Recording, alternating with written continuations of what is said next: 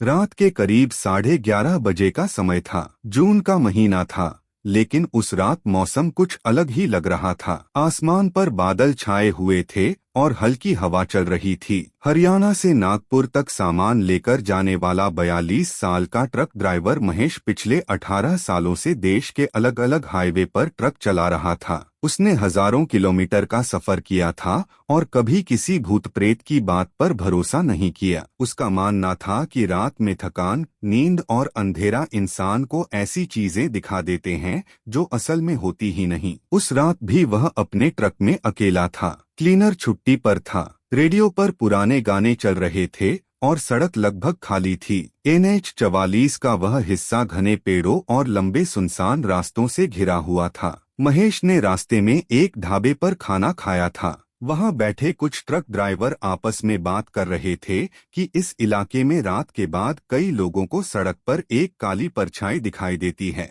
कोई कहता था कि वह किसी हादसे में मरे आदमी की आत्मा है, तो कोई कहता था कि वह सिर्फ लोगों का वहम है। महेश ने उनकी बात सुनकर हंसते हुए कहा था, अगर भूत होते तो सबसे पहले मुझे मिलते। मैं तो आधी जिंदगी रात के हाईवे पर गुजार चुका हूँ। सभी हंस पड़े और वह अपना ट्रक लेकर आगे निकल गया। करीब 1 घंटा चलने के बाद सड़क पूरी तरह सुनसान हो गई। दूर दूर तक कोई दूसरा वाहन दिखाई नहीं दे रहा था। तभी ट्रक की हेडलाइट के सामने लगभग 100 मीटर दूर उसे सड़क के बीचों बीच कोई काली सी आकृति खड़ी दिखाई दी। महेश ने सोचा शायद कोई आदमी होगा जो मदद मांग रहा है। उसने हॉर्न बजाया, लेकिन वह आकृति बिल्कुल नहीं हिली। जैसे जैसे ट्रक पास पहुंचा, वह आकृति अचानक सड़क के किनारे चली गई और अंधेरे में गायब हो गई। महेश ने ट्रक रोका नहीं। उसने शीशे से बाहर देखा, लेकिन वहां कोई नहीं था। उसने खुद से कहा,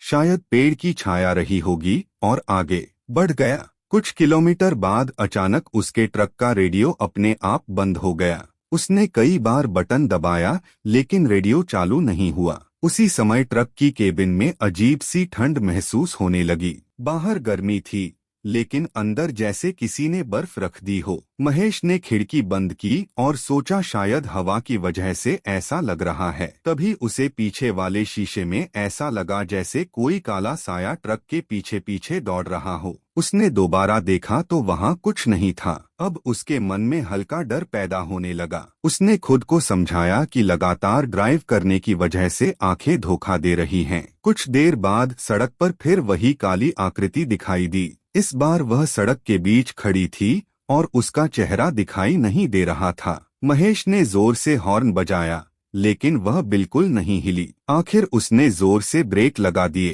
ट्रक चीखती हुई आवाज के साथ रुक गया। धूल उड़ गई। महेश ने हेडलाइट की रोशनी में देखा तो सड़क पूरी तरह खाली थी। वहां कोई इंसान नहीं था। उसके शरीर में सिहरन दौड़ गई। वह तुरंत ट्रक से नीचे उतरा। चारों तरफ सिर्फ हवा की आवाज थी। सड़क पर उसके ट्रक के टायरों के निशान थे, लेकिन किसी इंसान के पैरों के निशान नहीं थे। उसने जल्दी से ट्रक स्टार्ट किया और वहां से निकल गया। अब वह पहले से ज्यादा सावधानी से गाड़ी चला रहा था। रात के करीब 1:30 बजे उसका फोन बजा। पत्नी का कॉल था। उसने फोन उठाया तो दूसरी तरफ सिर्फ अजीब सी खरखराहट सुनाई दे रही थी। उसने कई बार हेलो कहा, लेकिन कोई जवाब नहीं मिला। अचानक कॉल अपने आप कट गई। उसने दोबारा फोन मिलाया तो नेटवर्क नहीं था। उसी समय ट्रक की हेडलाइट कुछ सेकंड के लिए बंद हो गई। अंधेरे में पूरा हाईवे गायब हो गया। महेश का दिल तेजी से धड़कने लगा। कुछ पल बाद लाइट फिर जल गई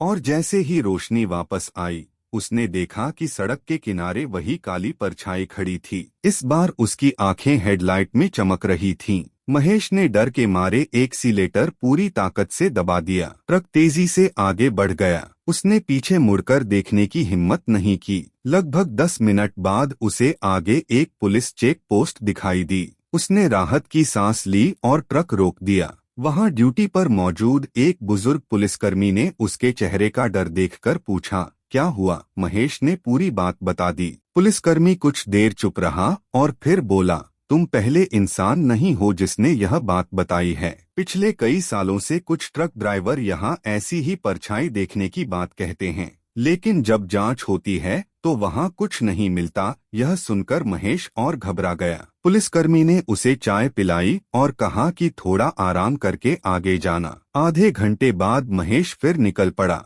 अब सुबह होने में करीब 2 घंटे बाकी थे। उसने सोचा कि अब कुछ नहीं होगा, लेकिन किस्मत को शायद कुछ और मंजूर था। लगभग 3 बजे ट्रक के सामने अचानक एक पुरानी बाइक गिरी हुई दिखाई दी। उसने तुरंत ब्रेक लगाया। उसे लगा शायद किसी का एक्सीडेंट हुआ है। वह टॉर्च लेकर नीचे उतरा। बाइक सड़क पर थी, लेकिन आसपास कोई आदमी नहीं था। तभी पीछे से किसी के धीमे कदमों की आवाज आई। उसने पलटकर देखा तो कोई नहीं था। आवाज फिर आई, इस बार बिल्कुल उसके पीछे। उसका गला सूख गया। उसने धीरे धीरे पीछे मुड़कर देखा तो कुछ दूरी पर वही काली परछाई खड़ी थी। इस बार वह धीरे धीरे उसकी तरफ बढ़ रही थी। महेश के हाथ से टॉर्च गिर गई। वह भागकर ट्रक में चढ़ा और दरवाजा बंद कर लिया। उसने कांपते हाथों से ट्रक स्टार्ट किया, लेकिन इंजन स्टार्ट नहीं हुआ। बाहर वह परछाई अब ट्रक के बिल्कुल सामने खड़ी थी। उसका चेहरा अभी भी अंधेरे में छिपा था। महेश भगवान का नाम लेने लगा। तीसरी बार चाबी घुमाते ही ट्रक स्टार्ट हो गया। उसने पूरी ताकत से ट्रक आगे बढ़ाया। जैसे ही ट्रक उस परछाई के पास पहुंचा, वह धुएं की तरह हवा में गायब हो गई। महेश ने पीछे देखने की गलती नहीं की।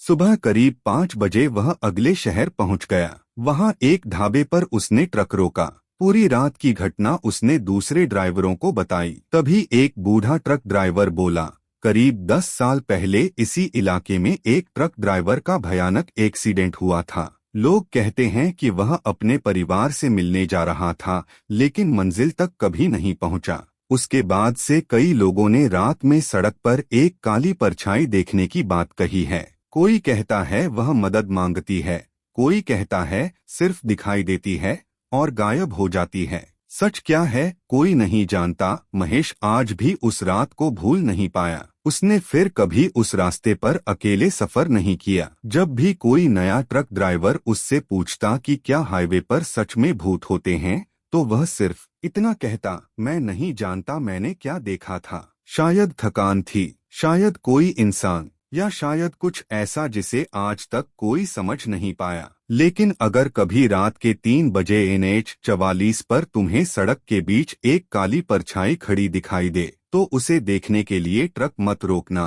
क्योंकि कुछ सवालों का जवाब मिल जाए तो इंसान चैन से जी नहीं पाता, और कुछ राज हमेशा राज ही रहने चाहिए।